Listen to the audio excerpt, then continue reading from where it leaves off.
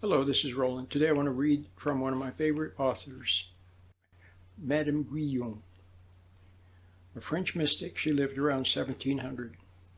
Her book, her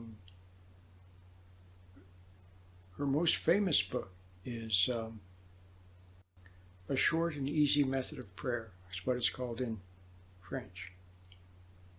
She did a lot of writing, very a true mystic, because she found the presence of God. And she seeks to help other people find His presence also, and live in His light and in His love. And know that He's there, and then take delight in all the things that you see: the leaves, the butterflies, the rain, mathematics, science, people, everything, flowers, animals. It's magical. Stars, everything is magical that He does. But you just have to see that. And so she wants to help people find His presence. His presence is like a light that shines, and it warms the soul. It's good for the soul, just as plants absorb light and warmth from the natural sun. In the same way, the soul absorbs light, which gives the soul understanding and wisdom and knowing what to do,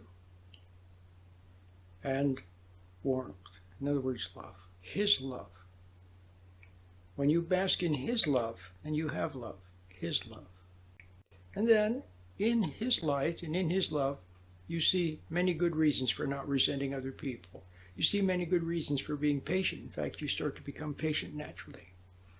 As the old self, the ambitious self, the deceitful self, the angry self, the lusting self, the greedy self, the voracious self, the intellectual self, as it begins to diminish, then the real you, flowering as a child of God, comes into the foreground and takes over. And then life is good. So I want to read something from Madame Guyon. She says here, God must be sought and seen in His providences. It is not our actions in themselves considered which please Him, but the spirit in which they are done. More especially, the constant ready obedience to every discovery of His will, even in the minutest things, and with such a suppleness and flexibility of mind as not to adhere to anything, but to turn and move in any direction where He shall call. So it's a moment by moment thing. When you walk in God's light, His presence is there. His light is there. And you go about your activities. Every little thing that you do it with love, with a proper attention, but with a spontaneity. It's with a carefree, blithe spirit, with no thought of the consequences. You just do things naturally, spontaneously, like a little child. You know the way children do things in a very spontaneous way? That's how you must learn to be. But ever attentive to what's right. If somebody tells an off-color joke, you don't laugh. It's not because you resent it. It's not because you judge them or anything. You just don't laugh, that's all. But if something sweet is there, you appreciate the sweet thing. You see what I mean? It's natural. It's just natural. And it's beautiful. That's what you must find. What God likes is what she calls here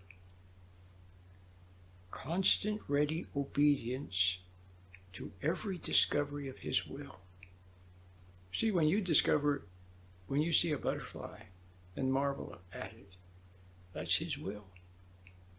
So it's always an attentiveness to what's right.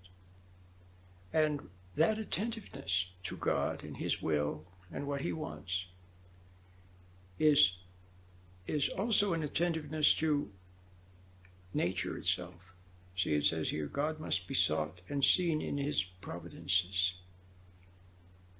When you see how God provides for everything, he provides for the trees, he provides for the animals, provides for humans. He's very generous. Everything is a gift. And the gift of intuition is a gift from God. And when you see that, what can you feel but delight, joy, thanksgiving? See what I mean? So how are you going to find that? Well, you have to get yourself out of the way, get your ego out of the way. Right now, you're too self-preoccupied, worried about this, planning and scheming for that. Right now, you're way too concerned about making a good impression on other people and having them think well of you. You know, a lot of us don't like hypocrites. Many people don't like hypocrites. Why? Because we see the falsity and we judge them, don't we? Well, what you have to see is that everything that you do that your ego is involved with. See, let me put it this way. There's energy from God. Then there's your energy, which is what? Emotion. Anger, excitement, hurt feelings, resentment. You see what I mean? All those type of things. Well, that's your energy. And God's energy is love. Your energy is what? Some kind of emotion, which is an animal. And there's God's reason for doing things. There's his reason for doing things. And then there's your reasons for doing things. Mostly self-serving. You become impatient with people, so you try to force them to see it your way. You want them to think well of you. You want them to like you or respect you or admire you, or you want them to leave you alone, or you want your kids to obey. Why? Because you don't have the patience to deal with them in every little thing, to ever, without impatience, to remind them. You know, if your child needs to go brush her teeth before she goes to bed, then you remind her, brush your teeth. Then the next night she forgets, brush your teeth. Then the next night she forgets, brush your teeth.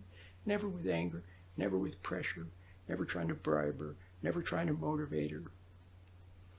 Just reminding her, brush your teeth. See, brush your teeth. Then all of a sudden, maybe you have to do that 1,000 nights in a row. But if you have patience, isn't patience endless? How can you, if you are patient, how can you run out of patience? You're just patient, that's all. And if you are, then you're endlessly patient. So 1,000 times you remind her. And then one night she sees it for herself. One night she sees the wisdom of brushing her teeth and she just does it. Now it's hers. She owns it. Because it came from within. She saw it. Now she's free. Free to do the right thing because she sees that it's wise. So, yeah, you could have motivated her. You could have pressured her. You could have bribed her. You could have manipulated her emotions. You could have done all those things, which most parents do, or just been impatient. Impatience is a very awful thing. It means no love. That's what it means. See, if you're patient for 2 hours and then you run out of patience, it means you don't have any love. All you had was holding back. See? So they see your lack of love. Now here's the thing. You have to see that you don't have love. Don't resent seeing it. Because it's the truth. So what do? You look, you seek for love. You ask God for love. You try to find him and be close to him and be in his presence. And then he will, then basking in his love, when you see his graciousness, his long-suffering, his patience, his kindness, then you will turn around and extend that to other people. Not of yourself, but from him. You see what I mean? So you have to see that you yourself are a hypocrite. Maybe you judge other people and judge them for being hypocrites because you're seeing your own self in them. You're seeing your wrong in them, and you judge them so you don't have to look at yourself. So see the truth. Don't duck it. Don't resent it. It's a little painful, but it's only painful to what? To your high and mighty ego that wants to be perfect. Let your hair down. Just be a regular person. And see that you're wrong. See that you're impatient. See that you don't have love. But see that you need love to deal with your family. Just see that and be pained by it. Regret what you see about yourself. But realize you can't change yourself. You can't make, Christ said, one white hair black or one black hair white. You can't add a cubit to your height. Just see that there's something about yourself that you see is not so good. See it. Realize that you can't change yourself, so it's a helpless feeling. And yet, you don't want to give in to that. God answers that. He will change you. But if you try to change yourself, if you try to change others' opinion of you, if you try to improve yourself, if you try to study to become good or act good, or try to impress others so they will think you're good, any of that ruins it. God will not operate through that. He won't operate through an image. He won't operate through falsity. He won't operate through your ego striving, through your emotions, through your imagination, your planning and scheming. He only operates when there's none of that. So you have to learn how to set that aside. The meditation helps. When you meditate, you set it aside. There's no effort involved, but you just stand back from it. You stand back from the thoughts. You stand back from the imagination. You stand back from self-image, whether it be good or bad. You stand back from the huffing and puffing and emotions. Stand back. When you're standing back, you've set that aside. Now you're free. Your soul is free to receive grace, to receive love, and to change in God's light with no effort on your part. It's very beautiful. So you really ought to get the little meditation that I have. I have a free version, which is very nice. Then I have the 4-part meditation. The first part, you can get it and listen to it and practice it free. It's at my website. Or you get the 4-part. Doesn't matter. You're all good. And then, when you've set those falsities aside, the image aside, and the emotion aside, and the striving aside, and the ambition aside, and people-pleasing, and wanting to have a good image in their eyes aside, when that's been set aside, now you're free to do what's right, to see the truth, to express the truth. Christ said, unless you become as a little child, you cannot enter the kingdom of God. Now do you get it? In fact, I think he said, there's a couple of different quotes. One of them he said, unless you become like a little child, you cannot see the kingdom of God. See, you have to see it. Little children can sometimes see things, can't they? You can't. Why? Because of your ego.